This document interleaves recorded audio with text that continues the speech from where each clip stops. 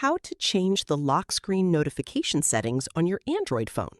This tutorial will show you the exact steps. First, open the Settings app on your phone. Now, scroll down and tap Notifications and Quick Settings. Next, tap Lock Screen.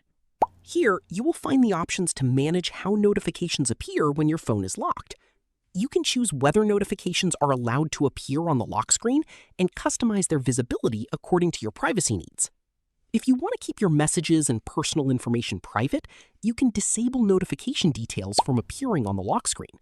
This prevents others from seeing your notification content without unlocking your phone.